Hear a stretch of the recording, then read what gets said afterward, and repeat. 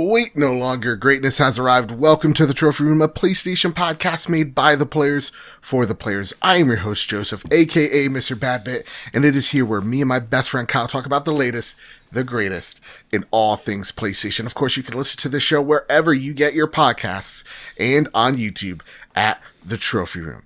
And if you like what you hear, please consider dropping us a 5-star review on Apple Podcasts, or if you really, really like us, you could drop a buck our way over at patreon.com/PS Trophy Room. So with all that said, and with all that out of the way, the greatest co-host, whoever is, whoever will be, Mr. Kyle Stevenson, how are you, sir? Cold. Yeah, man. I'm cold. I'm very happy that it's getting cold out because I love the cold generally. Yeah, same. But being here in the basement, it is just always colder than usual, and the heat isn't working all that great. So I currently have like a blanket over my lap, like an old lady. But yeah, I'm excited. I'm old. Where's my crackers? I feel like this is going to be a pretty big show. It's been a week since the PlayStation 5 launch. Crazy. Time is an enigma at this point. I have played so many video games. I know. Like, over this past weekend, I was just like, you know what? Turning my phone off, turning everything off. I'm just dedicating everything to PS5. Mm-hmm. That's what I'm here to do. Mm-hmm. And with that, we have a lot to talk about the PlayStation 5, about the Game Awards, about PlayStation 5 sales in Japan. But before we get into all the goodness that is the PlayStation news this week, let's start with what you've been playing. And since Kyle, we've played a lot of games. Yeah. And we're going to be talking about one, Miles Morales, On the Road to Greatness. That show exclusively for patrons. And we'll have a video version on YouTube, hopefully by Friday. So it's going to be a deep dive on everything Miles Morales. Spoiler filled. Spoiler filled. It's going to be fantastic. I hope to see everybody there. Yeah. Besides Miles, what have you been playing? Really quickly, Platinum Astros, Platinum Bugsnax. It was my 50th. Woo. So, whoop, whoop. Platinum Miles, but we'll get into On the Road to Greatness. Yeah. I've been playing a little bit of NBA 2K21. I'm a big fan of sports games and NBA 2K in general. The online stuff, 2K is going to 2K, and they're going to bleed everyone for every penny that they have if you choose to go down that route. Specifically my career, that's kind of like my mode where I create myself and take me into the draft and get drafted and whatnot.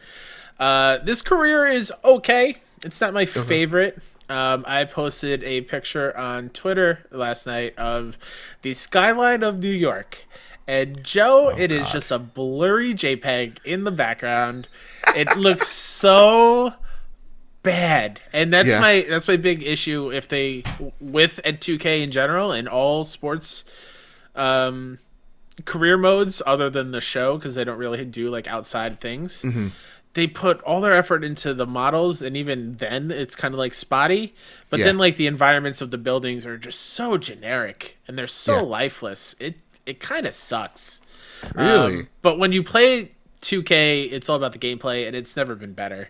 Playing basketball with the DualSense is incredible. Yeah, how does because of the haptic feedbacks and the triggers, how do they feel on the PlayStation 5? It feels great. So if you hold down L2 when you're on defense, you go into lockdown D, you get close, you put your arm on the person who has the ball, and you're just playing defense, and you can feel the rumbling as they're bopping into you and you're playing defense, and it's really, really cool. The new shot meter is nice, where you have to time it, and there's a better feedback system there. Do you feel like the ball dribbling on the controller type of thing? Not too much, I don't think. Okay. But yeah, I haven't actually noticed if that was a thing or not. But the game, outside of the models that aren't the players, looks. Wait, besides the models that are other way around. You got this. The players, the courts, the coaches, they all look phenomenal. Cool. Everything outside still looks a little bit like last gen. Mm-hmm. Since this was built from the ground up for PS5 next gen, this version of it. Mm-hmm. I'm excited to see what sports games look in the future, because it's gorgeous. The courts are great. How sweaty is everybody? That's always the big important thing. Pretty sweaty. Yeah? They're pretty sweaty. Steph Curry's real dripping in sweat? Real deal? Okay. Oh, yeah. Kyle, I like how you talk to me like I understood basketball, and I appreciate that. You're welcome. More than you know. Well, it's cool that you really like an NBA, though, because if after all the controversies, you want to hope that the game's actually decent, and it seems like it's real good. Yeah, like I said before, if you don't play the online modes and you don't worry about getting the cards like Ultimate Team and Madden and FIFA, which is pretty much what those games are now, which kind of sucks. Yeah. You'll be okay. Like, upgrades and stuff is still tied to the virtual currency, which is a little grindy. So that I can understand, like, if you're not leveling up quick enough or not feeling the way your character is playing and want to get better, there's a pull for you to buy VC to kind of, like, speed up the process, but you don't need to. All right, that's good. That's good to hear. Yeah. That's good to hear. I've also Platinum Miles, which we'll talk about in the Road to Greatness. But like quick synopsis, it's great.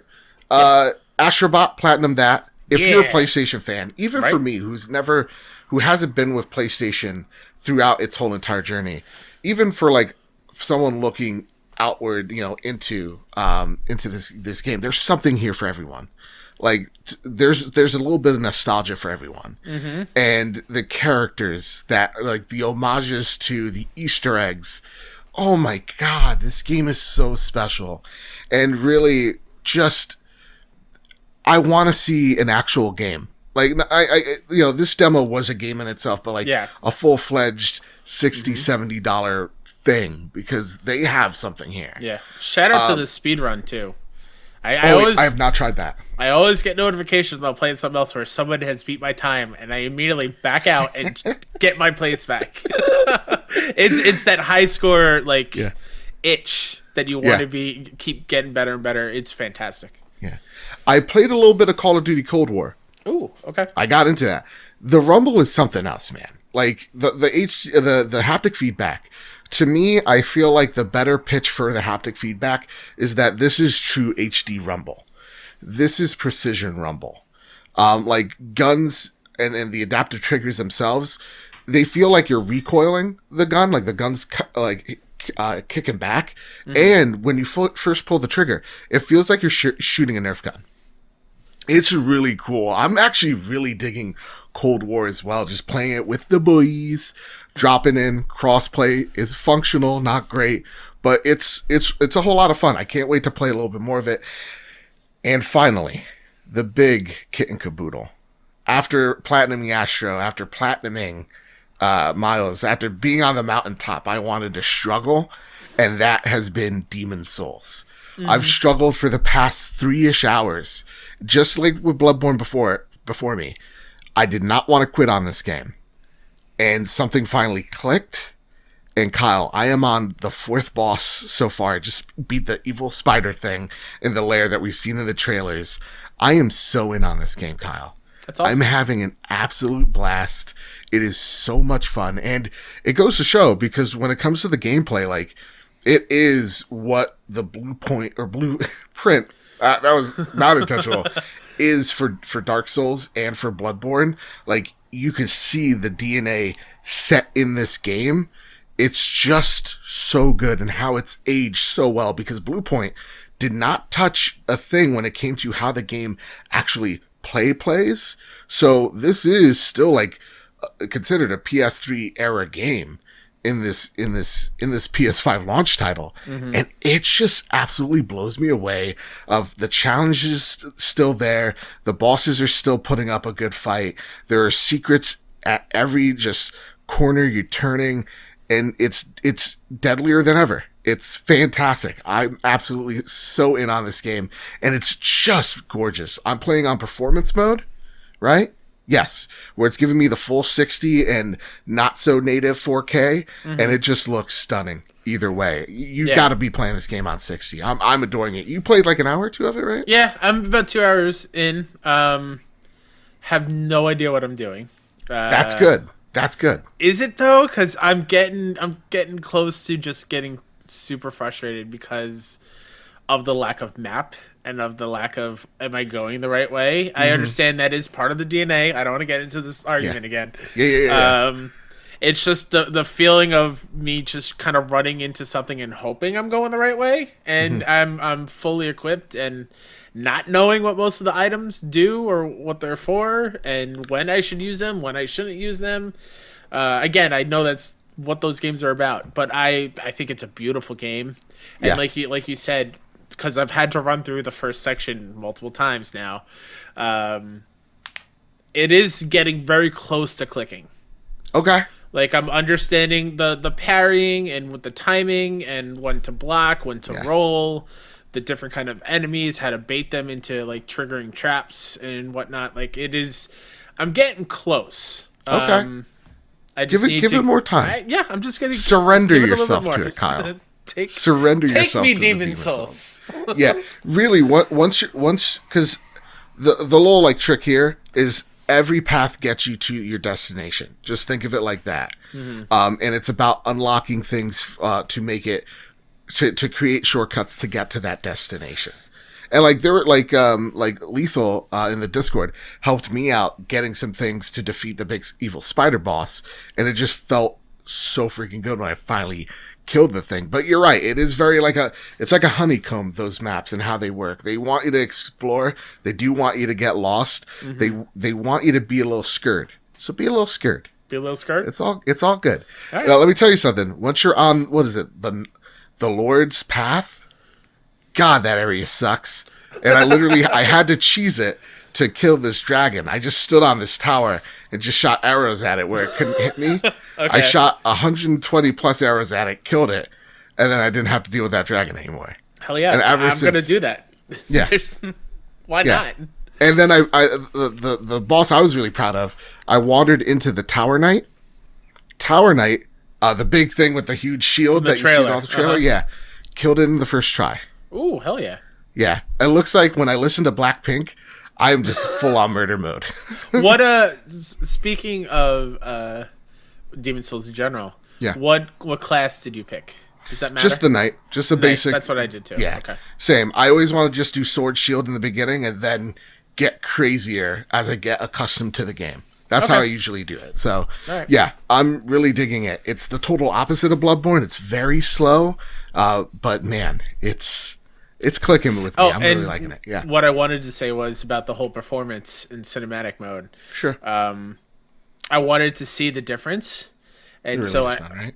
Well, cinematic, everything pops more visually, and the colors are it's very pretty, especially in, I don't know the terms, the hub. What's that called? The Nexus? The Nexus, yeah.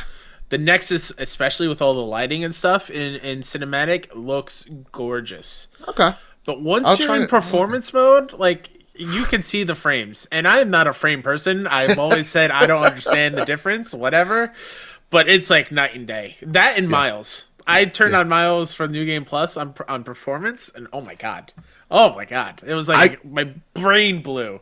I couldn't do it. I was in fidelity with Miles, but again, we'll talk more about Miles on the road to greatness. With that, let's get into the Patreon pitch before we square up the news. Of course, thank you everybody, our all amazing patrons over at patreon.com/PS Trophy Room. We say it each and every week. If we got you through a long car ride, a tough day at work, or through this whole COVID situation, it really does help us out. Drop us a buck our way. It's the reason why we're able to sound so nice, look so good, and really keep this show going. So thank you all so much. To our newest patrons, Cameron and Rich. Thank you both so very much. Our platinum producers at Twerp on Twitch or Twitter, and at Todd Burwitz. Our gold producers, Chaotic Monkey, Gavin Gottfried, Griffin West, Erica Scherer, Jose Jimenez, Too Soon. Our Silver Plus members, Jedi Master Rin, Catherine, Pink Workbot, Marcus O'Neill, Ray Martinez, JB the Purple Monkey, Jadis Von Mittel,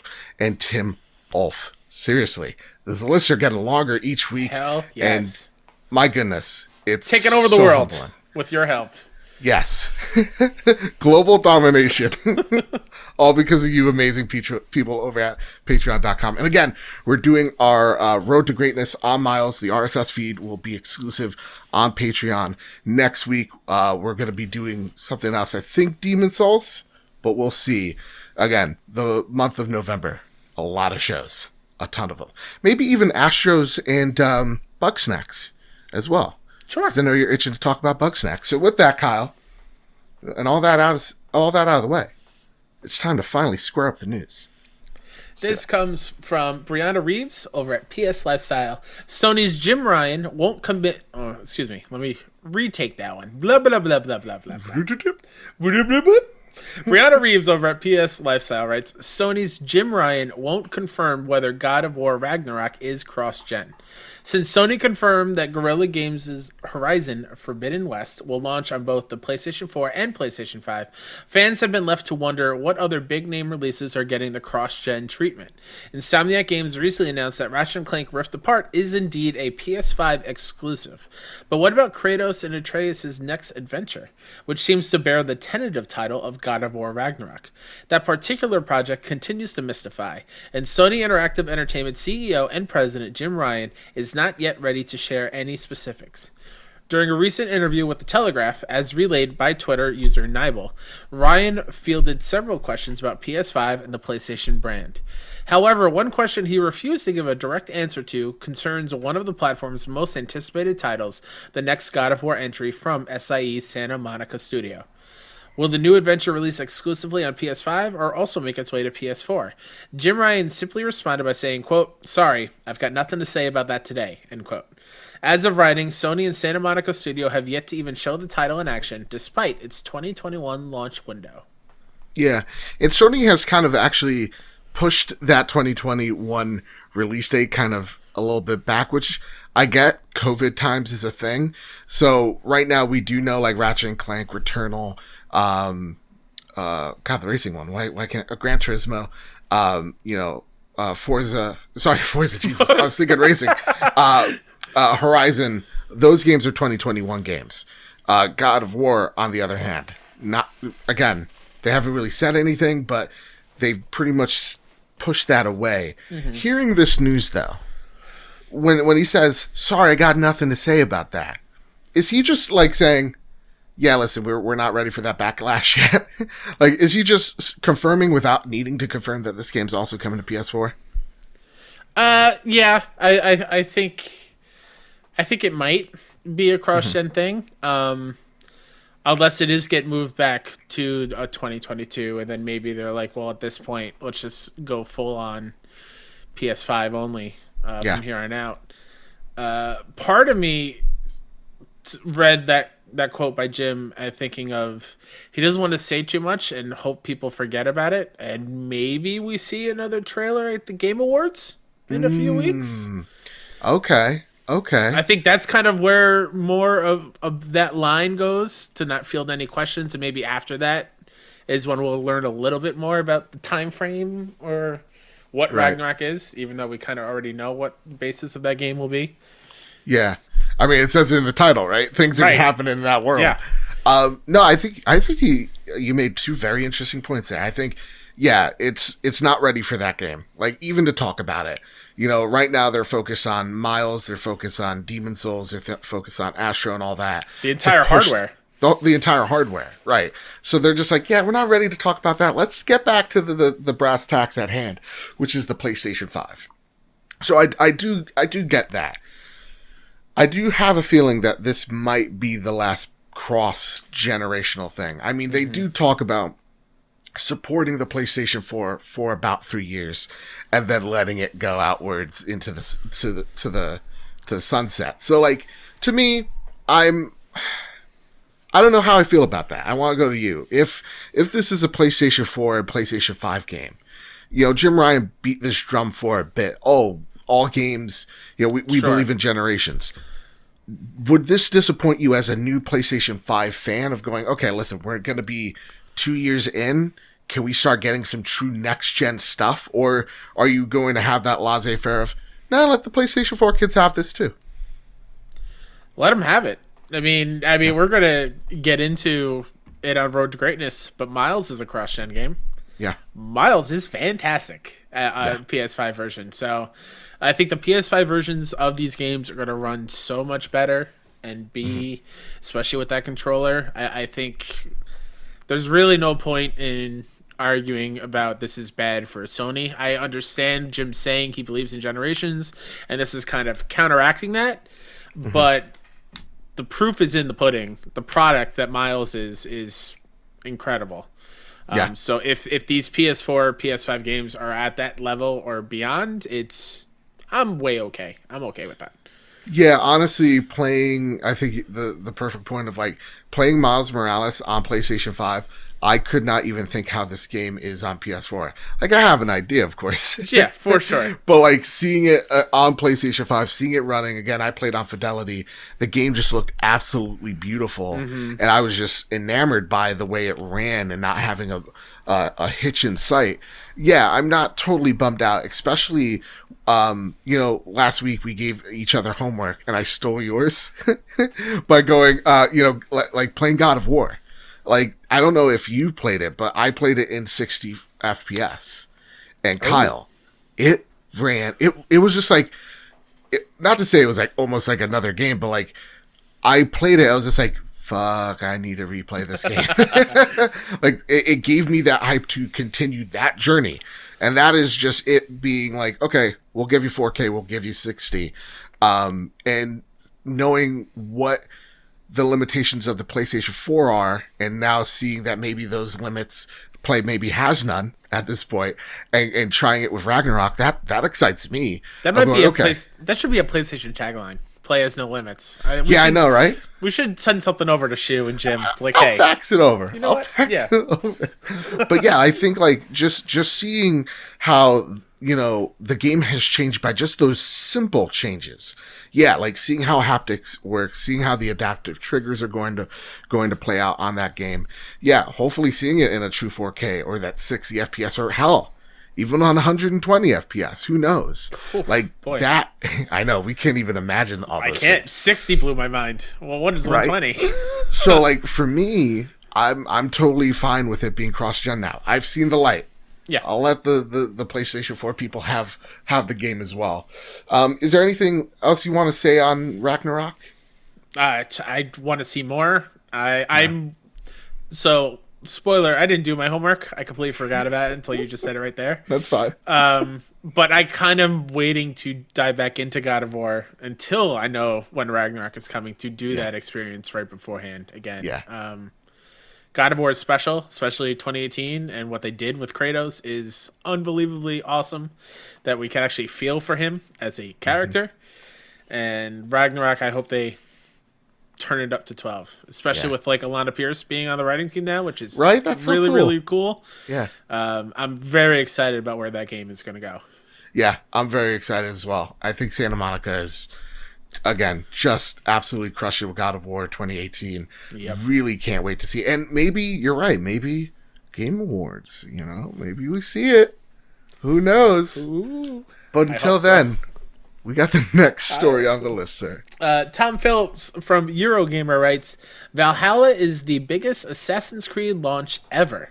Assassin's Creed Valhalla shifted more copies in its launch week than any other game in the long-running series to date.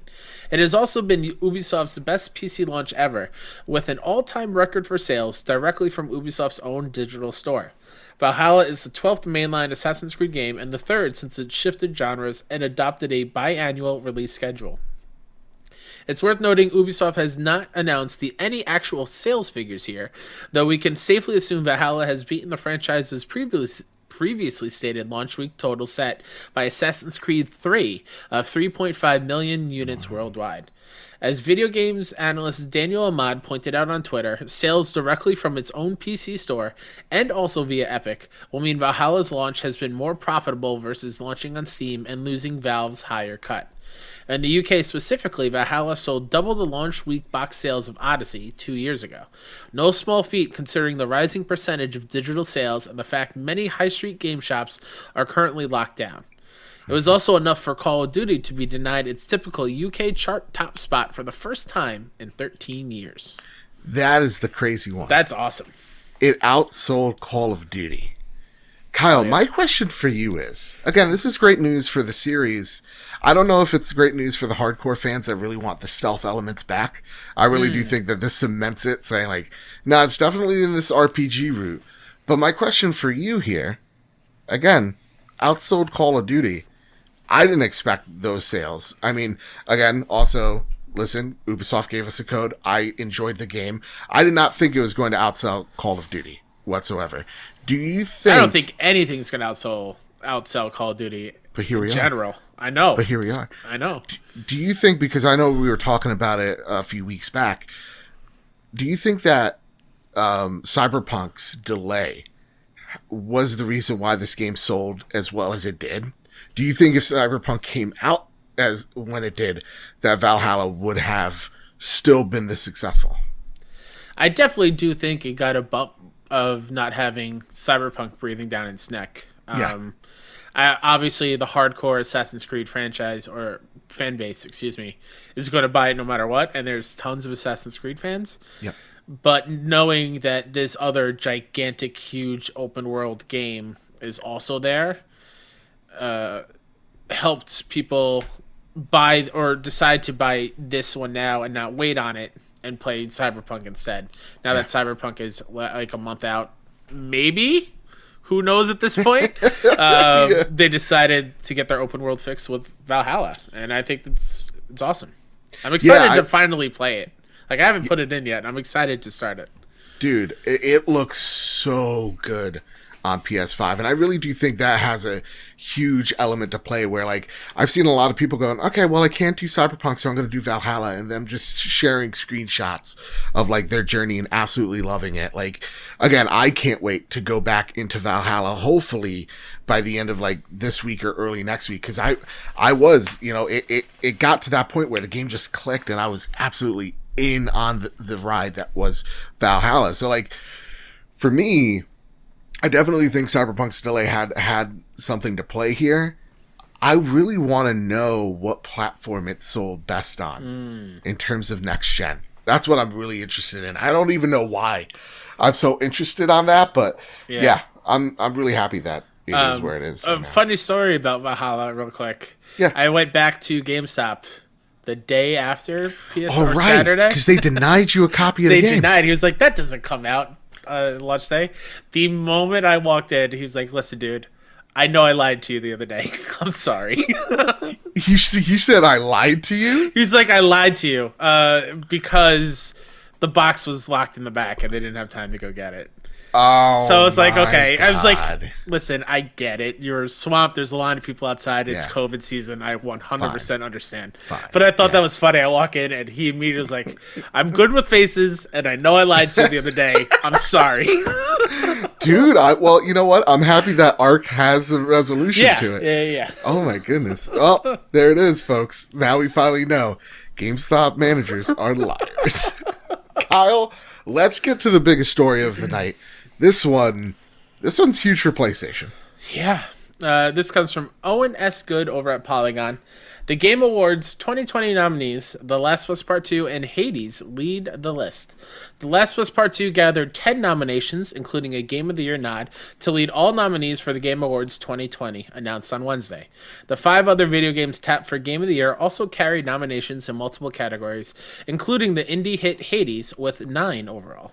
Hades, The Last of Us Part 2, Ghost of Tsushima, and Final Fantasy VII Remake were all nominated for Game of the Year, as well as all 3 major development categories: game direction, narrative, and art direction. In all, 75 different games were nominated in 23 categories. Sony Interactive Entertainment is the most nominated publisher, picking up 22. The Game Awards said that is second to the record-setting 23 Nintendo received in 2017. The Game Awards air on December 10th, 2020, on several live streaming services and platforms. A news release says 45 in all. The show will broadcast in a virtual format this year due to pandemic restrictions, with segments airing live from Hollywood, London's historic Abbey Road studios, and other cities. Host Geoff Keighley said in Wednesday's announcement show that the Game Awards Symphony would also appear. And here are the Game of the Year choices for 2020. We have Animal Crossing New Horizons from Nintendo, Doom Eternal from id Software and Bethesda, Final Fantasy VII Remake from Square Enix, Ghost of Tsushima from Sucker Punch and Sony Interactive Entertainment, Hades from Supergiant Games, and The Last of Us Part 2 from Naughty Dog and Sony Interactive Entertainment. Best Game Direction. Final Fantasy VII Remake, Square Enix, Ghost of Tsushima, Sucker Punch, and SIE, Hades, Supergiant Games, Half-Life Alyx from Valve, and The Last of Us Part 2 from Naughty Dog, SIE. Best Narrative, 13 Sentinels, Aegis Rim from George Never heard of that Kamitani. until today. It's a Vanillaware game, I'm pretty sure, and I heard great things about it. Okay. Final Fantasy VII Remake from Kazushige Nojima, Motomu Toriyama, Hiroki Iwaki, Sachi Hirano. I'm sorry if I butchered those names, everybody. Ghost of Tsushima, Ian Ryan, Liz Albel, Patrick Downs, Jordan Lemos. Hades, Greg Kasavin. Last of Us Part 2, Neil Druckmann and Hallie Gross. Best Art Direction. Okay, never mind. Brain fart for a second. My bad. Best Art Direction. Final Fantasy VII Remake, Ghost of Tsushima, Hades, Ori and the Will of the Wisps, and The Last of Us Part 2. A couple others that I wanted to highlight is, I think, the most stacked one. This is me. This is in the Polygon article. Yeah. Best Performance, because this is stacked. You have Ashley Johnson as Ellie from The Last of Us Part 2. You have Laura Bailey as Abby from The Last of Us Part 2. Daisuke Tsuji as Jin Sakai from Ghost of Tsushima. Logan Cunningham as Hades from Hades. And Najee Jeter as Miles Morales from Marvel's Spider-Man Miles Morales. And one that I just want to yell at. Again, this is me, not the doc. Okay. How in the hell All right. does MLB The Show never get nominated for best sports games? And I know most of you listening are like, it's a sports game, Kyle. Calm down. I'm not going to calm down. MLB The Show has been one of the top gaming franchises and titles for a decade plus in the sports games world. It's never nominated. I don't know if it's because it releases earlier in the year or if they just overlook it, but the fact that it's not getting the recognition it deserves as far as a nomination, it baffles me. And I see a lot of people online are like, well, it's locked on one system. So is all these other games. I don't think that should be a part in What's kind of conversation. the sports game? Just name a few. The sports games? Like what's one that doesn't deserve to be on that list? I think it's, well, the sports is Dirt 5, which is a racing game, Right. FIFA 21, NBA 2K21, Tony Hawk's Pro Skater 1 and 2, and F1 2020, Formula 1 racing game. I thought Madden was going to be on there. No, thank God Madden's not out here. I feel like it needs to be recognized. FIFA doesn't really innovate year to year. I think MLB The Show crushes anything EA Sports does. Right. It deserves to be I think Tony showcased. Hawk's going to win that one, though. I 100% think Tony Hawk's going to win, and I'm fine with that. I just want the show to get nominated, and I think it's going to be a disservice in years future. Just because it's coming everywhere, then it gets nominated. I think that's a little crappy on that end. Okay.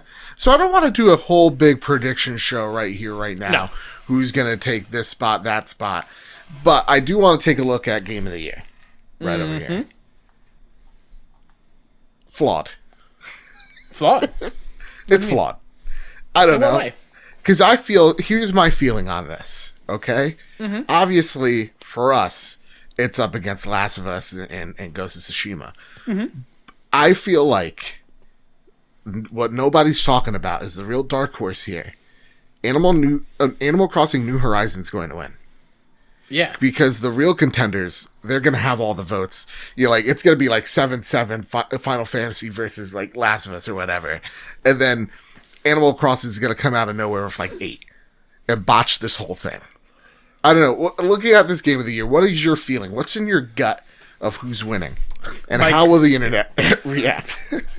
Rationally, of course. It's the internet. Yeah, of course. I'm with you. I think Animal Crossing is going to win, as much as I would not be a fan of that, just because the game didn't click with me. I fell off very quick. Yeah. I think what it did for so many people at the start of a pandemic is going to weigh very heavily when it comes to voting for Game of the Year. Yeah. And I think they'll think of the times where, A, they lost their job because they got laid off because of stores shut down. They got sick and had to stay in a room with the Switch, or like just being lonely and needing something jolly. I think Animal Crossing hit all those boxes, checked them all off. I think Animal Crossing will win it in a landslide. I don't think it will come close. Yeah. But It I just think kinda this sucks. is a great list. I think it's a great list too. I kind of think it sucks because Animal Crossing is such a flawed game, though. Like when it comes to internet connectivity, when it comes to being at a Sure. party with your friends or visiting your friends' islands, like everything there has limits. So relying on the Nintendo online service. Yeah, That's not great. and saying that it wins will then just like it just gives Nintendo even more authority to go out there and make these outlandish rules and regulations around online and around their games and leave us scratching our heads. Whereas like, yeah, I think the true two or three games here that I think do have a serious shot is Last of Us Part 2, which will make the internet all types of irrationally upset. Hades, which will make everybody irrationally horny. And then Ghost of Tsushima, which will be the sensible choice. Well, America. hold on here. Yeah. I'm not gonna take that ghost thing because I'm not gonna say you're wrong because that's the way you feel. But the fact that you're not bringing a Final Fantasy VII remake even into this discussion, I think there's 4 strong ones outside of Animal. Doom's Honestly, whatever. Doom's right. whatever. Doom's not taking this. Not by. But the last 4, FF7 remake, Ghost, Hades, and Last of Us, those are all strong as hell. Which I know, friend of the show, Nicholas, is just like grinding his teeth right now. He's like, Doom is the game of the year. When you count all the legal votes, Doom wins easily. Stop the votes. Stop the counting. Stop it. Right when he sees a Doom 1 vote, stop it. It stops here. Everybody, stop. What are you doing? Why are you continuing? And I only say Hades because it has more horny vibes than Final Fantasy VII. Oh, okay. Just by a little bit, though. I am jealous that I'm waiting for it to come to PlayStation eventually to play. I am too, because the text is way too small on that Switch screen. But like even then, like everybody is super hot, and that's like the person. I know we drawing can that, play it God on bless PC them. too, but I don't want to. Yeah. I want that DualSense in my hands. Exactly. Like, oh my god, that would be so awesome! Like the slashing of a spear, you know, like all that jazz. Oh my god, like breaking of all the vases. Mm-hmm. Yeah, I'm in on this. So yeah, with that, Kyle, I want to give the audience a little tease, because that's what I'm all about. By next week's time, we will have the real award show, the one that people come for. You know what I mean? Like they come in droves for. It's the Trophy Room Awards. Everybody's getting a trophy. Okay? Only winners, though. Only the winners get a trophy. People watching, people listening, they're getting participation trophies. But there are hard losers, there's hard winners. You know what I mean? Mm-hmm. That said, we have our Game of the Year list. All right? This was agreed upon last minute. There was heavy debate. Heavy debate on who was I got getting angry. Kyle came in fucking heated, you guys. He was here. He was like, oh my God, I've never seen this guy so passionate about something. And you know what? He convinced me. So here's the list. The Game of the Year list. Again, it's towards the end of November. That was the cutoff date. So Cyberpunk is not in here. Hopefully next year. All right? Everybody gets a chance. But our Game of the list, our year list, is as follows. Last of Us Part 2. Ghost of Tsushima. Spider-Man Miles Morales. Demon Souls. Final Fantasy VII Remake. And Fall Guys. Yeah. Fall Guys. I can't. Can you tell which one I fought for? So yes, we're gonna iron out all the rules and how everything's going to work, so everything is fair because we want a fair ruling here. All right, and Joe teased after the post show for this one is going to get heavy into this. So yes, we're going to start making the list of categories for the Game of the Year extravaganza that is the Trophy Room Award. So again, a lot of categories for Geoff Keighley's Game Award, which cool, it's fine. A lot of esports there. A lot of esports stuff and mobile games. I'm not even gonna get into it. Not gonna hold me back, Kyle. But the most famous Seamus comes in. He writes in. He saves the day. Question 1: if Geoff Keighley came to you two and asked you to create a new award for the GVAs, what would you come up with?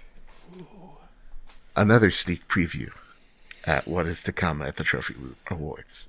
New award. I got one. Yeah, go for it. Best, wait for it, photo mode in a video game. Ooh, that's good. Yeah. That's Games good. are getting prettier. Games are adding all sorts of photo modes. And I think the ones that go the extra mile are really the ones that are to be remembered, are the ones that you continuously share. And I think Ghosts and Spider-Man, Miles Morales, Last of Us do a great job at photo modes. All of them do a phenomenal job. And I would love to see, as like the nominees come in, like viewer sent images or GIFs or videos of that. That would be fantastic. That would be my category. What about you, sir? What? Man, I don't know how this would work. But like best supporting characters? Ooh. So like I'm thinking of like NPCs that help you out in a game, Okay. like best crew gets game crew. I don't know. No, yeah, I think supporting characters works. They don't have to be the main character, but they No. help supplement that main character's story. Yeah. That main Shout out to character's Jessie, FF7 remake. Give her Yeah. the award now. story. What about Genki, dude? Genki's the guy in the Genki's chair. Fucking great. Okay. Well, Yeah. That's a good category. You just won there. Write that down. We might have to put that in our show. Okay. I'm not fucking with you. Question 2. If you could take out any 5 nominees for Game of the Year and put in your choice, oh shit, we should have done it here. What game would you replace it, put in its place? So real talk. I'll change this one up because I failed to read it correctly. I honestly think, and what is one game you think got absolutely robbed for Game of the Year? Because for me, I think Ori got robbed. I think Ori got flat out robbed. That was one of my predictions. I would have put money on it. Yeah. That Ori would have taken one of those spots to have an Xbox game up there being represented. So honestly, I would have taken out probably Doom and put Ori in there. I think it deserves that spot. And this is gonna sound like we're shitting on Doom here. Doom's a great game. Yeah. It is fun to play. But thinking back on it now, I can't remember what happened in Doom. I killed a lot of demons. Right. That's pretty much it. So I would also take Doom out for man, that's tough. Obviously, I fought for Fall Guys in hours. So Put it in there. to maybe choose a different one just to be different. Okay. I honestly, Tony Hawk's pretty damn good. I could make a case for Tony Hawk being in there. Okay. See him do a kickflip. Yeah, do a kickflip. Do a kickflip, Tony. He's old. He can't do it. I don't know. Probably can. So yeah, that's been the Game Awards. Again, we'll probably have a live reactions to show when that happens. We can't put it on the feed. So just make sure you watch it on YouTube with us, or Twitch rather. We'll try to put it on YouTube the day afterwards.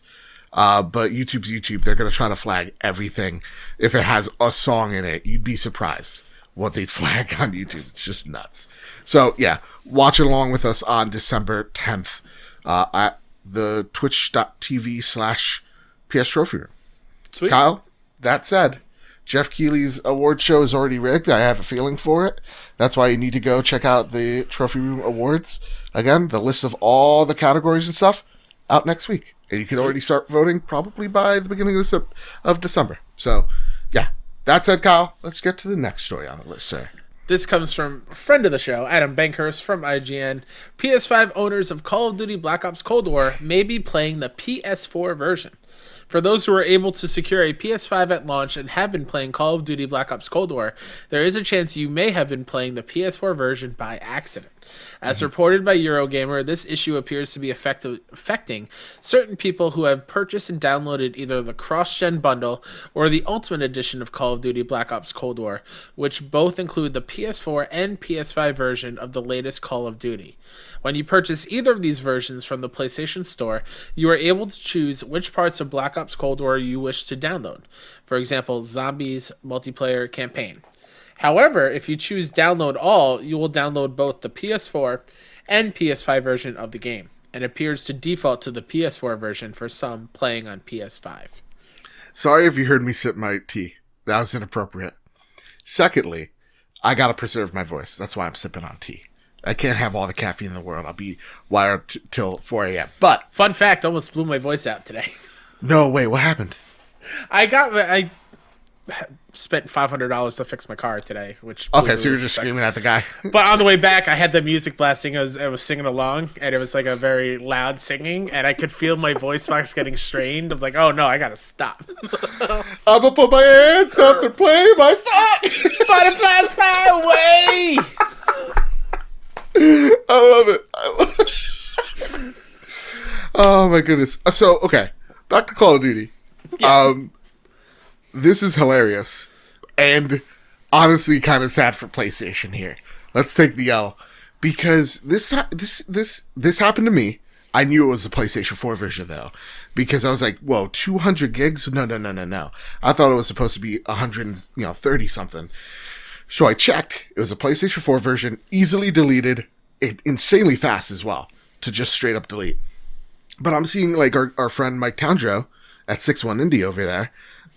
He was playing the Pathless, totally in love with it, but playing the PlayStation 4 version. Mm-hmm. And the trouble here, there is no smart delivery on PlayStation. They only got dumb delivery. So none of the save files on PS4 could transfer over to the PS5 version. Yeah. That sucks. It also happened when I booted Bugsnax up. It was the PS4 version. Same. Before I hit start, I noticed underneath the logo it said Bugsnax and then PS4. Yeah. It's like, oh, that's weird. And then you have to go to the ellipses next to play, and in that menu it has PS5 version, which is why not just default to PS5? It's an odd I'm on choice. the PlayStation 5 store. Yeah. It just doesn't make sense. Who's going to choose to play the PS4 version on their PS5 when you also have the PS5 disc and or PS5 file downloaded? I don't understand why you would do that. Yeah, it makes zero sense. And yeah, like it happened with me too. Like with Bugsnax, it was like boot up bop boop beep, it's Bugsnax. I'm like, this is the wrong version. And then I had to reinstall it. And it's like ba da ba ba ba, it's Bugsnax. And I'm like, this is it. I knew it. They got the jingle right. So for me, again, I caught it, but now knowing I have to be weary of it, God, that sucks. Yeah. And also, I think our friend Anti Macro shared a conversation he had with a friend of his who was dead set saying, no, you could play your PlayStation 5s on an external. And I think our good friend Macro did not have the heart to tell him, you're playing PlayStation 4 games. But yeah, I think this is a silly story, but I think it's one that, it's definitely a heads up to anybody. And no fault to you. No. This is totally on PlayStation's fault. This was not in the user manual or during the setup thing. They weren't like, hey, check which version you're playing, which is a big misstep, I feel. Now, also, Jim Ryan mentioned how he hasn't heard, quote unquote, of storage issues as well for the PlayStation 5. Have you run into storage issues yet? No, because I'm putting in things as I play. Okay. So I haven't come close yet. It was interesting to see though that I think the save file for Miles was like only 3 megabytes. I was like, wow, that's really small. Yeah. That's insane. To me, I've actually run into that issue because Call of Duty is such a large space. It's again over like 130 gigs. So like I only have like 100 gigs left. But I will say, adding games and loading games or getting rid of games super quick, that's not a problem. But seeing people that have a data cap, that's an issue. They really need to address it way sooner rather than later. I'm really thinking by end of Q1, you need to have a solution for this, because though I have the issue, but it's just like, I'll just delete this. Like, I loved Miles. I platinumed Miles. I got a lot of video version or video for the B-roll for Friday's video. And I was like, okay, delete Miles. Yep. Right? No harm, no foul, Miles. I'll see you in a bit. Yep. And, for that, it's like, oh yeah, I'm beating games, and so I'm done with them. Like, Astros, deleted that off. No harm, no foul there. Yeah. So it is what it is. It's unfortunate, and it is embarrassing, but hey, we're a PlayStation podcast. We got to cover the good, the bad, and somewhat slightly embarrassing stories of PlayStation. Yeah. That's what we're about. Kyle, let's talk about the next story on the list. Alessandro Barbosa from GameSpot writes, PS5 firmware update improves performance, and it's out now. Sony has released the first firmware update for its recently launched PlayStation 5, bringing, quote, system performance, end quote, improvements with it.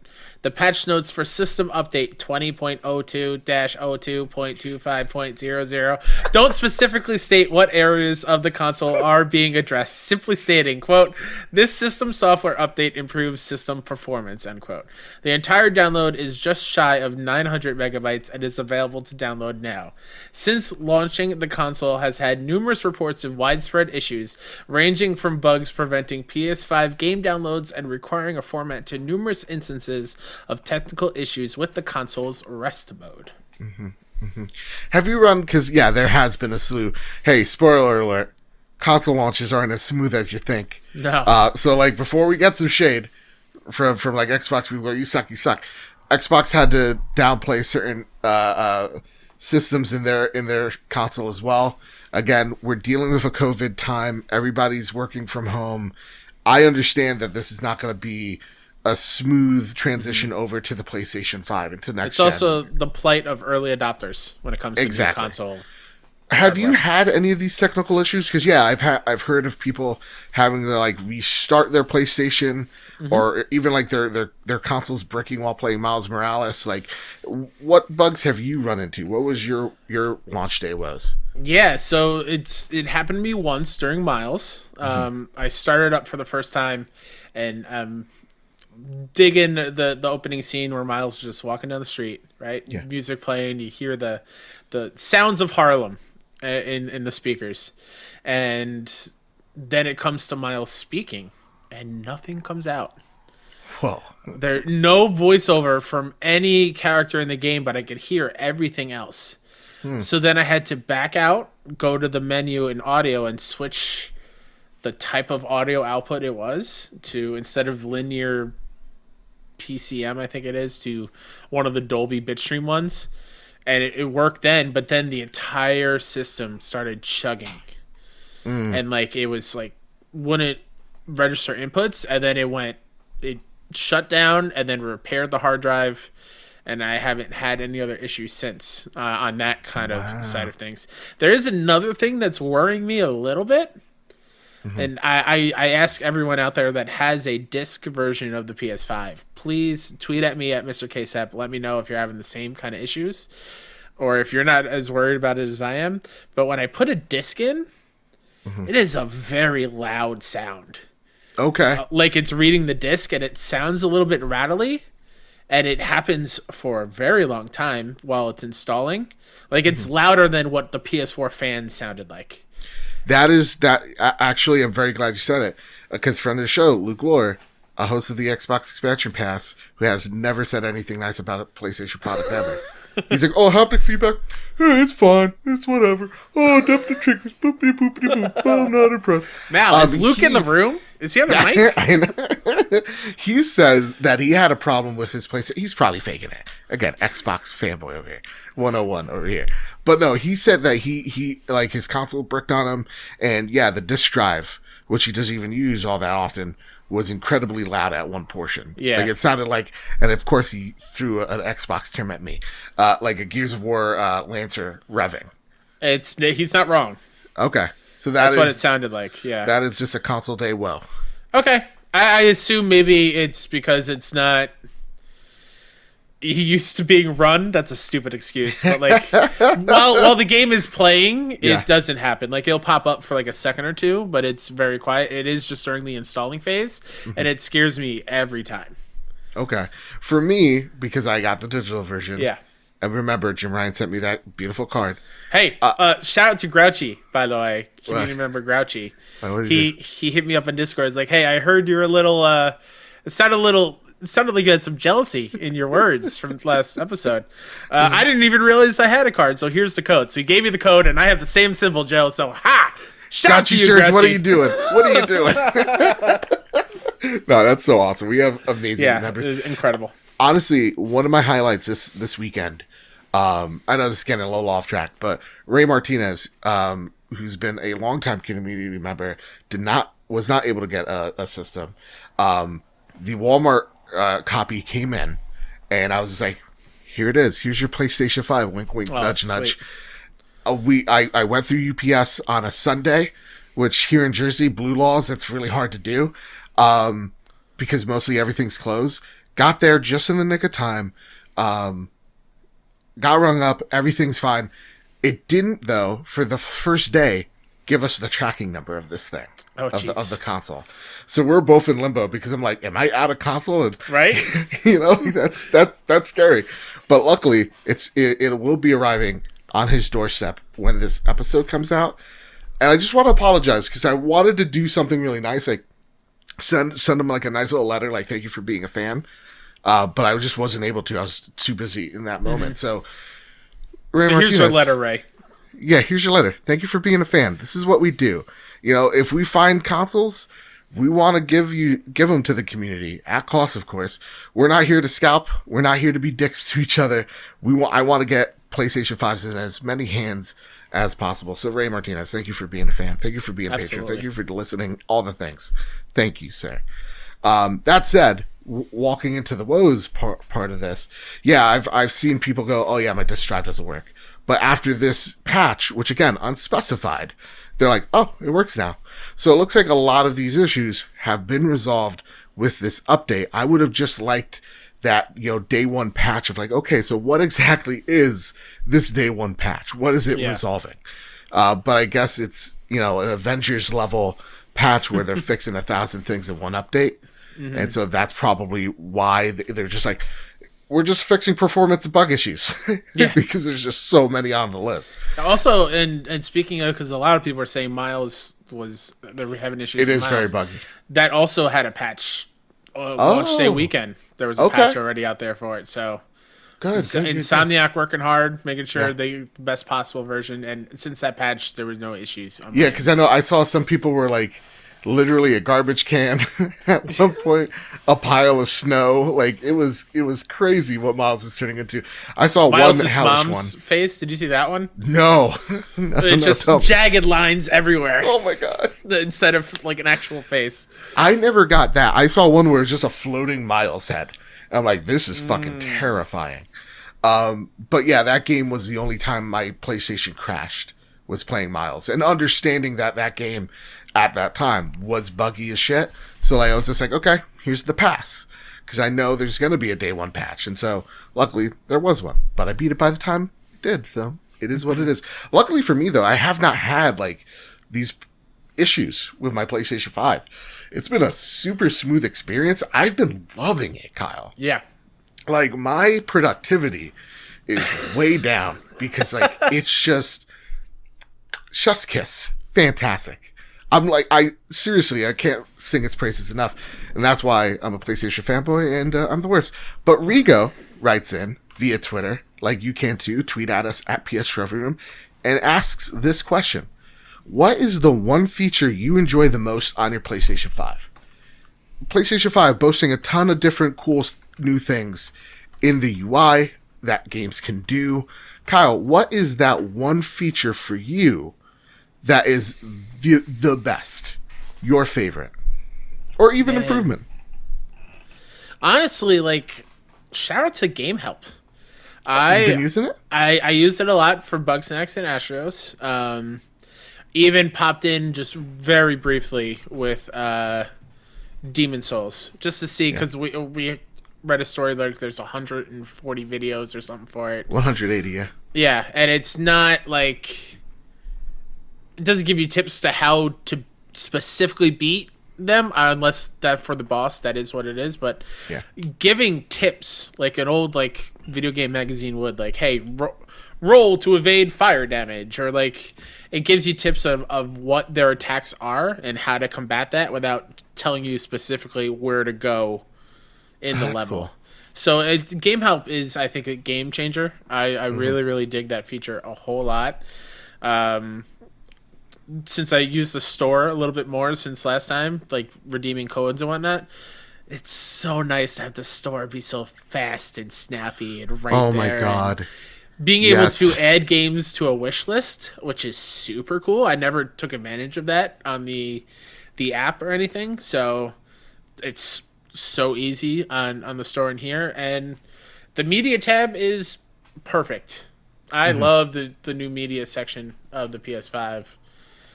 It's been phenomenal. It's still some getting used to of like how to get to my trophies to check what trophies.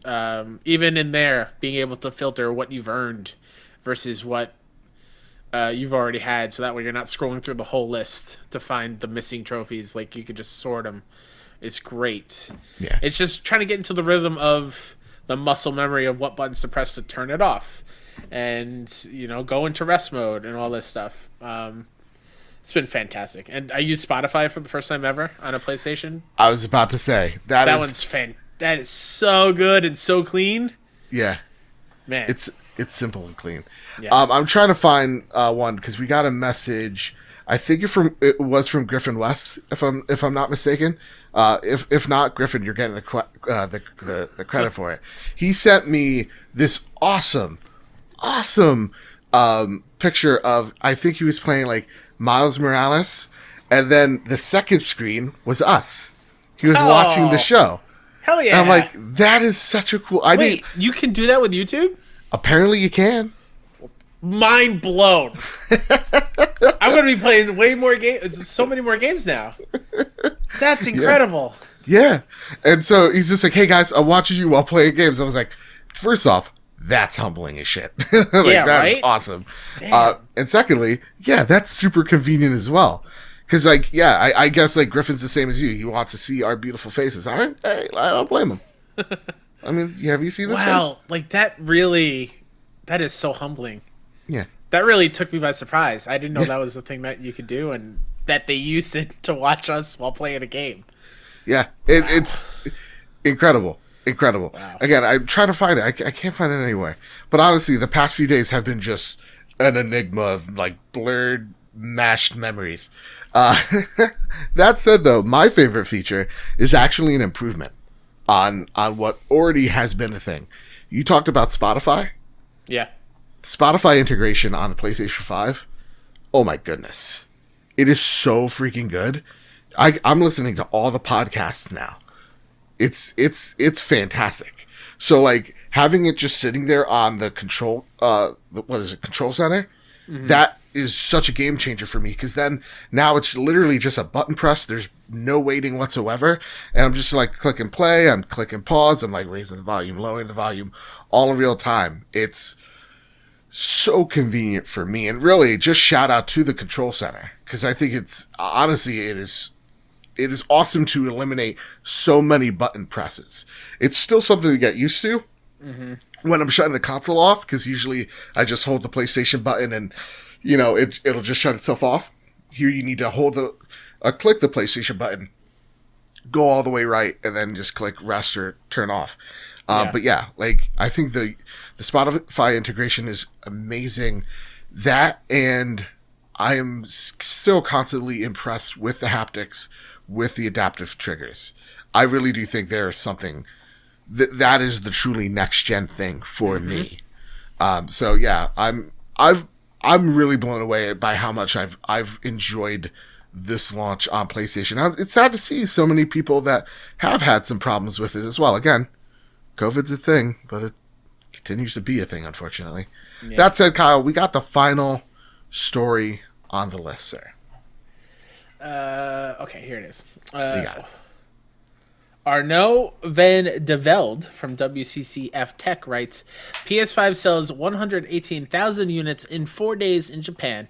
Xbox Series X and S sales surpassed 21,000 units in 6 days.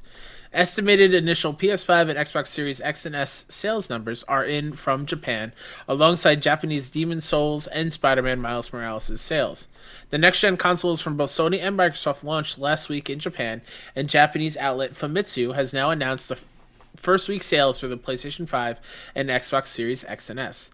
As estimated by Famitsu, 118,000 PlayStation 5 units were sold in 4 days, whereas 21,000 Xbox Series X and S units were sold in 6 days. The report doesn't mention the split between Xbox Series X and Xbox Series S, but it does state that initial stock for Microsoft's console is completely sold out. Estimated initial PS5 and Xbox Series X and S sales numbers are in from Japan alongside Japanese Demon Souls and Spider-Man Miles Morales sales. The next...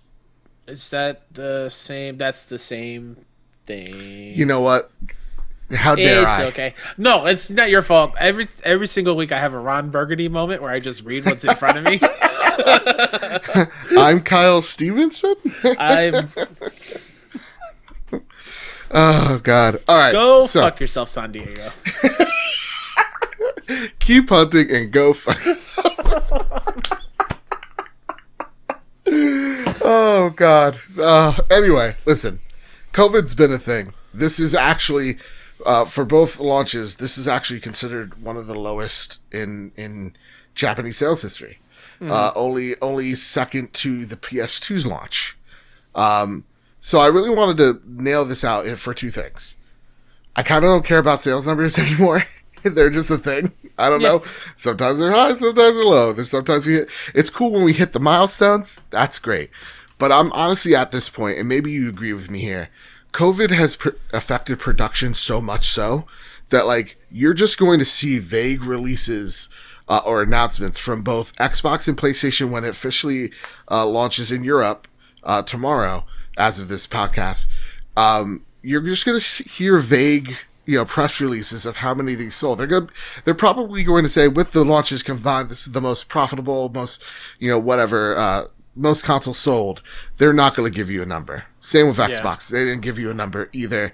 There's been estimates out there, but that could literally be saying, like, in Ohio, they only sold 14. You know what I mean? Yeah. So, anybody could say anything. So they're not confirmed sources. It really just comes down to, guys, this is going to be, for both consoles, a slower paced adoption rate because of COVID times, because people don't have all the money in the world. Yeah, people are just sticking with their previous gen, or they're looking to invest at a later date. Or I think the biggest thing is there's just not enough of these consoles out there. Mm-hmm. And we're seeing a lot of scalpers, unfortunately, scalp these consoles, whether they're Xbox or PlayStation. So this is one hurdle that, honestly, due to the global pandemic, we're going to see a lot more of. But yeah, that's pretty much all I got for you. And just to give some comparison to when PS4 and Xbox One launched in 2013,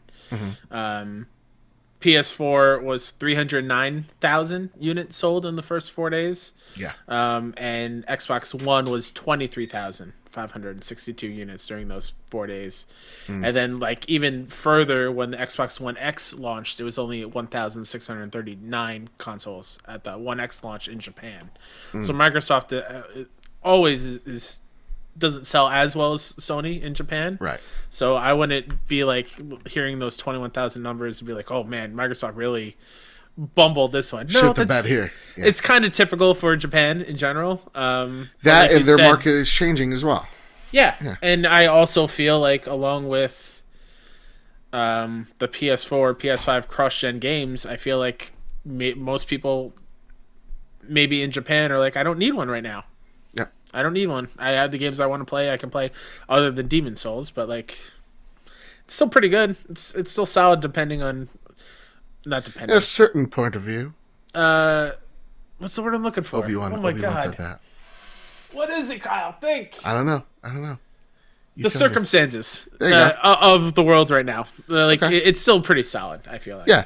Yeah. And also, like, talking about, like, second worst, only the PS2, and PS2 is the what reigns supreme as the highest selling home console of all time. So it's not a bad place whatsoever. Again, I bring this story up only because it is interesting to see how production has been affected by what's been going on in the world. And I listen, I hope things start picking back up, but they only start picking back up as production increases. So with that, Kyle, each and every week, we get into Andrew House's snail mail. Yeah. I swim on over to Andrew House's house. I check what's in the mail. Anything interests me, I take it. That's how it works here. Or you can send your questions via PS Trophy Room on Twitter, or you can send your questions via the Trophy Room Discord server and send it our way. We'll read them out on the show. Or again, I'll just go over to Andrew's house. You can pen a letter to him. I go steal his shit. It's fun. It's fun to be had here. We like to have fun. With that, the first piece of mail, which I believe we have 5 pieces of mail, comes from Jedi Master Ren, who writes this in. A week has passed since the big day, and I've been thinking about Sony's plan for the first couple of years for the PlayStation 5. They've thrown a lot of money at developers to get their games exclusive on the hardware. Purveying the store,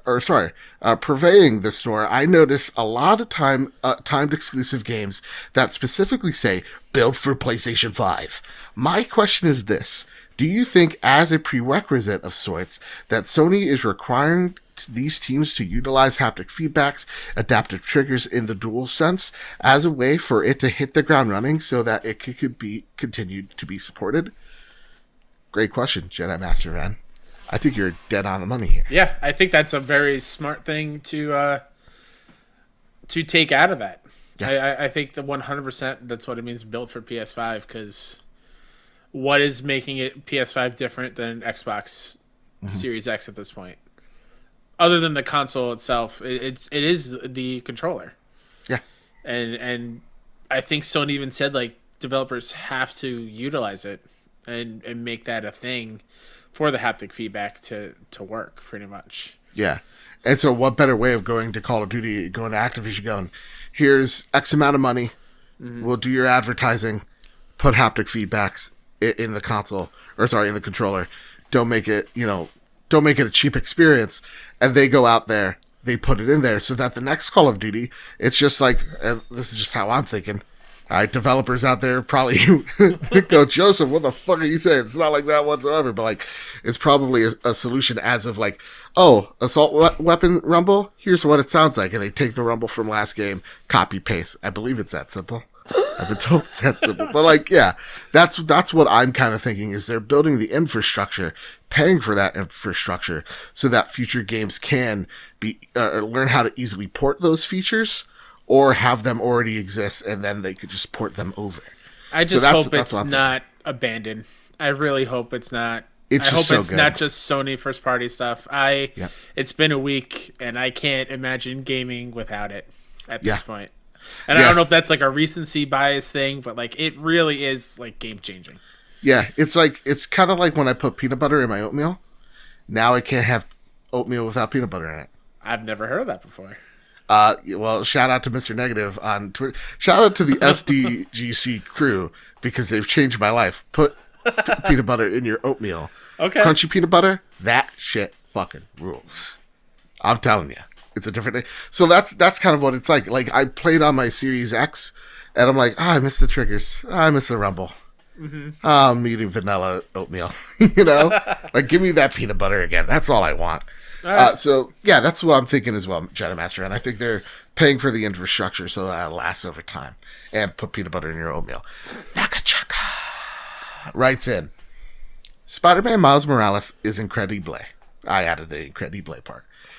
Fun and addictive gameplay, stunning visuals, beautiful story. So, why didn't Sony release a collector's edition with a statue and a steelbook case? It's criminal that they didn't release one, right? It's too late for Sony to take my money now. Sorry, I got passionate. You saw how you got passionate with the... I'm feeling the same thing. Same. I should have gotten a statue. I should have gotten a keychain. A scratch and sniff sticker. Go Lisa Frank with it. The Chapter Keepers. Yeah, I think it's weird, but also maybe they were like, you're spending so much money on this system. Yeah. Not many people are probably going to pick up the collector's edition as well. I'm sort of okay with it because I don't have space for the statue, but I would still 100% buy it. Yeah. Same. I need that steelbook in my life. I want a plushie of Spider-Cat along inside the collector's edition. Did you see there's Funko Pops, but they're only at GameStop, so that sucks. Ooh. And GameStop wants to charge you $5 on shipping. And so, like, I wanted the 2 Funko Pops. It would have been $37. I'm like, what? I'm not the Queen of England here. I don't got that type of money. I didn't realize shipping was so much because I pre-ordered the PlayStation ones from them. That's the only place I can find them. Yeah, I didn't so realize shipping was so bad. I'm going to check on Amazon. All right. Because, Now that I know Amazon there's wouldn't do pops, I anything. need to get them to add to the Spider-Man section. Oh, yeah. Well, and that's my problem, too. Like, I want this statue. Where the fuck am I going to put it? Obviously, I got too much shit. I do, like, I'm looking at Soldier 76 statue. Great statue. Maybe that goes. Maybe sickly looking Nathan Drake goes. It's not a great one. Yeah. It's really sucks. It's actually god-awful. So maybe I need to burn that one. But, I have too much shit around my house. But, Nagachaka, I'm right there with you, man. Give me Miles. Give me that steelbook. Absolutely. It really just comes down to production, in all honesty. That's really what it is. They're like, we're already having a hard time producing these consoles. We're not producing any special colored DualSense controllers because, but that's pretty much it. Also, Kyle, the white controller. Yeah. Gets gross fast. I don't know what you people are doing with these controllers. Mine are not dirty at all. Maybe we need to wash our hands more. I'm just saying. Mine is not. There's no gross brownness at the back at all. All right. You sound like Captain Crunch there. Our cereal doesn't cut the roof of your mouth. Also, really quick, as far as like collector's editions of PS5 stuff, give me an Astrobot plushie, statue, something tiny, kind of like my. I think I put it up there finally, but the Ludens figure from Death Stranding. Ooh, just give me something little like that I can add, because Astrobot's so freaking cool. I want an Astrobot. Liam Stedman writes in via the PS Trophy Room Twitter. I completely missed out on the PS4 generation, including what looked like some brilliant games. I've managed to secure my PlayStation 5 disc version. Yes. Welcome. What one game would you recommend I play from the previous generation? Now, I let Liam know. I let him know the PlayStation Collection. Absolutely. You don't need another game for years. Nope, you're good there. But if there's one game, you're like, here's it. Here it is.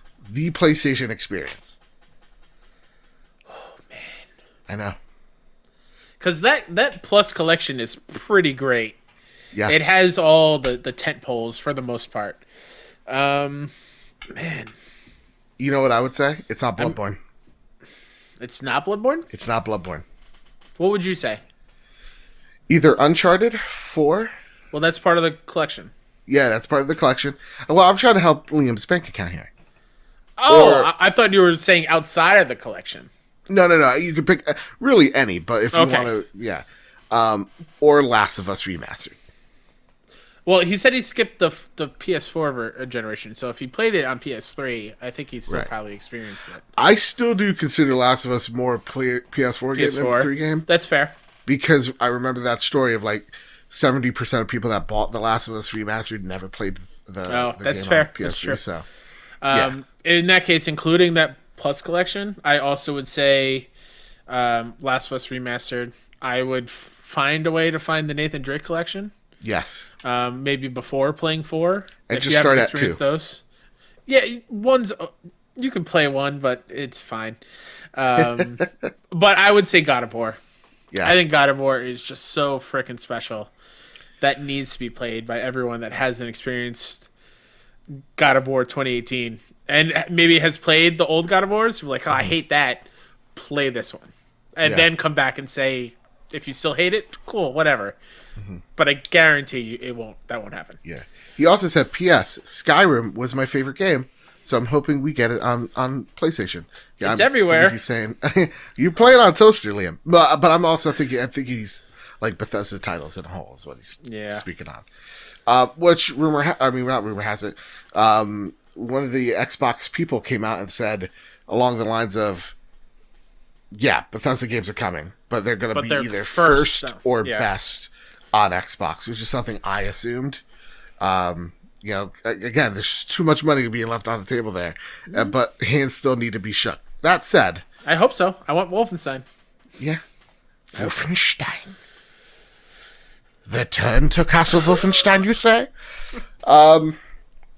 Keeping up with the German accent. That is very offensive. I'm sorry, Archimedes. He's like, we do not sound like that one bit. Anyway, I would say Horizon Zero Dawn, because that's my personal game. Yep. Mm-hmm. And because I'm thinking Skyrim, I'm thinking you want a big open world. Sure. That's why I'm thinking Horizon. It tells such a great story. With that, we get to the bounty board, which for some reason didn't update on the notes. And it's not here. Let me try to refresh. Boop-a-bop-bop-bop. We're fixing the show in real time. And let's see if it worked. Be careful. You didn't. It sounds too close to a real song. We might get this whole thing flagged. Oh, on YouTube? Yeah. Is that what you're saying? Yeah. Dude, I dare them to take us down, man. Listen, YouTube, come at me, bro. All right. Cue to next week. Trophy Room PlayStation Show on YouTube. So Google took all my money. Let me go. Okay, here. I'm gonna read it on the good old laptop here because you know what? Google Doc, you failed me once again. Google, you're on notice. The bounty board is where each and every week we go, we see what the people are saying about the show. Whether you rate us 5 stars on iTunes, whether you give us a nice little message over on Discord, like a good friend Bruce did. He wrote about a week ago, and I wanted a perfect show to kind of talk about this because I think it lends to a lot of credence of what we're all about. Anyway, Bruce writes in, Dear Mr. Badbit, I wanted to leave you this letter as a thank you. As I said on the main Discord, I found your show a few months ago when I've been listening to it religiously. I love listening to you and Kyle talk about everything PlayStation and things going on in our gaming world. It's crazy to see where our gaming community has gone from and where we're going. From the escape for nerds at the arcade to in-home consoles being embraced just by everyone. I love that our family is growing. The thank you I mentioned from before is that I found y'all a few months ago after a really bad breakup. Being in a depressing slump for months, I found y'all and it was like I was sitting in my man cave with the boys. That was me. I added that. Anyway, talking about your passions. I finally felt happy again and been on the up and up ever since. I wanted to thank you and Kyle for picking me back up, giving me that virtual hug I needed. I love you and Kyle and feel the family every time I listen to the show. Thank you again. P.S. To Kyle's comment about getting rid of Call of Duty a couple of weeks ago, not all of us are Modern Warfare 2 levels of toxic. Although we have our toxic moments, we're just very passionate and aggressive, and I'm happy that these companies are taking steps to get rid of / punish those ruining the game fun in gaming. From your favorite conservative, Bruce. Thank you, Bruce. Thank you, Bruce. Nice brought comment. A tear to my eye. Like I'm tearing up reading that. Yeah. I'm happy we helped you out, and whether you know it or not, you helped us out just by listening and supporting us. So thank you very much. And honestly, it is something that I'm when I hear, because we get comments like these all the time. It seems like it's like every week I get a new one, and it really lifts my spirits. And every single time, Joe, I don't know about you, shocks me, surprises me every time. Every time, because I'm like, what did we do? What did we do? What did we do? I stumble over my words. Yeah. It's why? Why you like Mass Effect when you shouldn't? Like I know, right? Gatekeeper. But that's the thing. That's the thing, though. I like when I made this podcast, I did not think that we would have that effect on people. And seeing that we do, it never ceases to amaze and humble at the same exact time, because shit, we're important to someone. Yeah. And that is the feeling you don't get to have all too often. So I want to thank you for writing in, because that was absolutely, absolutely beautiful. We got another one. Ooh. From Brian, who gave us a 5-star review over on Apple Podcasts, and states this. Earlier this year, I had to move jobs since I wasn't making much due to the COVID slowing down work. I got a new job where I could listen to music or podcasts whatever I really wanted. I got really bored of music and started listening to podcasts, and I found this one and it being nothing but amazing. I started from the beginning after listening to a couple of newer episodes at the time and have listened to every episode since then. Damn. It just makes work go by like nothing and keeps in a positive mood after work too. My friends aren't into games like I am, so it's always nice to be able to hear others' opinions. Thank you guys for making COVID a little easier. P.S. Oh, this is before the PlayStation 5, so I hope you got it. But he says, I got a PS5, unless they cancel it. So excited to be going through the process and experience with you guys. P.P.S. Spotify should add reviews, since that's where I actually listen to you guys. Well, thank you for going the absolute extra mile. Seriously. Creating an iTunes account.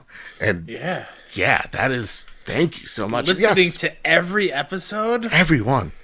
Whoa, man. Even I'm prior sorry to me for those learning early basic, ones. yeah. I'm sorry for those. Because honestly, even for my audio editing, it's still not great.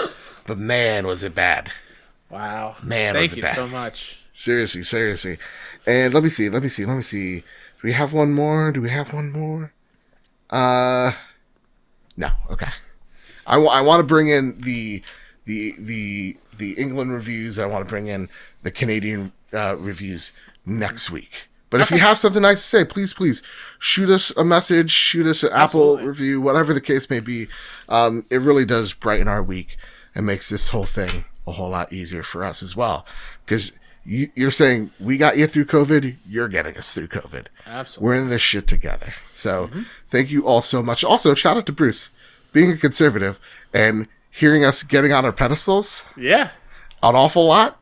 Hey, thank you. Because honestly, at this point, it's really nice to see, because as a liberal friend, I have a lot of conservative buddies. And I think the one thing that I've learned in these past 4 years, the turbulent 4, I like to call them, is we got to really start listening to each other and what our actual complaints are. And honestly, we're at this point where we need to. Like, there's no other option. So I want to thank you for, even if you're like, all right, and fast forward, even for giving us that 30 seconds is awesome. And that's what this whole space is. Because though I think like the gaming community for the most part is pretty left leaning, we're all about respecting each other's ideas. But as long as you realize that gay lives matter, black lives matter, trans lives matter, you're welcome here. That's how we always think about it. I know some amazing conservative friends who gave me opportunities that I couldn't even imagine. And I'm here today because of them. So I want to thank you all for listening to us when we're on our pedestal, off them, when we're having a laugh, when we're having a serious talk. That's what it's all about here. All right. Talk about pedestals. I'm off that one. Kyle, it's time to end the show. That's been the trophy room. Real quick. Yeah. My hair is very long, if in the video, if you can't tell. I had a strand of it out of the corner of my eye. I looked that way. I thought there was a ghost. There's just a demon right here because I'm not used to it. Freaked me out real bad. Anyways, I like to pimp out myself, Mr. K-Step on Twitter and on PSN.